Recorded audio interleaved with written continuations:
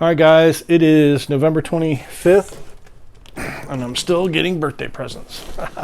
Just kidding. All right. I've bought many of these before, and I'll keep buying them. And I like to keep a couple on handy because sometimes when you buy attachments, a lot of times you like to put your attachment plate where you want to put it. So I bought, and then also too, if you have a mini skid, sometimes you can get deals on full-size attachments, and all you have to do is weld one of these on there and put a weight kit on your mini skid. A lot of times you can use a full-size Bobcat, a big loader on your mini loader, and a lot of times it's a lot more convenient because it's easier to see, especially if you have a cab, like a full cab, and you have to get in and out. Sometimes I'd rather use it on a mini skid, and these are really reasonable. We built a couple of them, but we figured out that it's just as cheap and a lot faster just to order them. Just order 2 or 3 at a time, and I just keep them. I keep them on a shelf, and then whenever we build something, we just throw one of these attachment plates on there. And they're not real heavy. They're about 30 pounds, 35 pounds, and they're pretty well done. And I'll leave a link in the description. They're less than $100. They're like 50, 60 bucks, 69 bucks or something. They used to be about 40, 50 bucks. Now they're getting up there because steel went up.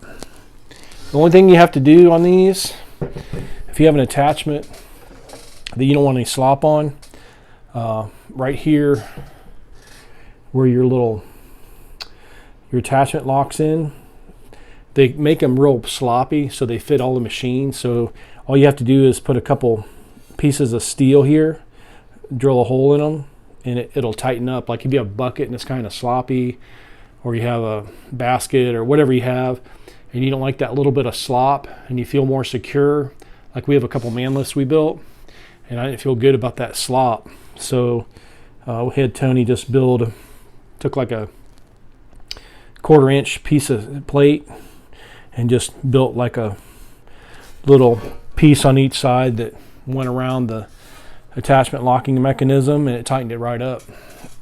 And then of course we paint them all different colors, and then you just chain weld them to your attachment. I've done this I don't know how many times. We've been doing it ever since we've had mini skids, and it's been like almost 20 years. Started off with a Toro Dingo. We've tried Vermeer. We've tried a bunch. I've tried just about all of them, and we prefer. Right now we have. This is my 3rd ditch witch. I started with a Toro Dingo. We had a track steer diesel, and then we had a little 4-pawl machine, and then we had another track Dingo gas motor, and then I finally got a Ditch Witch 755 turbo. Had put 6,000 hours on it, sold it, got a SK 752.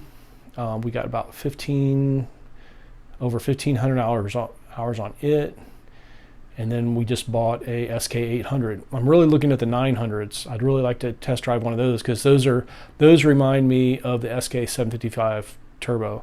Those were the best machines ever made. Stopped making them, and they stopped putting the turbo on them, and I think they finally came out with the SK 900, and I looked in there and there's a turbo on it, and if I ever buy another ditch witch, it's probably going to be that one, because the ones we have now are awesome, but they're just lacking that little bit of power and the speed that I miss. I miss that turbo. Anyway, all right, that's all I have, and we will be welding this on the new attachment, so stay tuned. We have a mini skid stump grinder attachment coming next week. I'm not sure what day, but I will make sure that I do the unboxing at the shop, and we're going to use it. It has the attachment plate on the very end, which we have never had one like that before, but I'm thinking that I might switch it and put an attachment plate on the side. I'm hoping I can do both. I can leave the attachment on the end and put one on the side so we can grab it at different positions and still use it.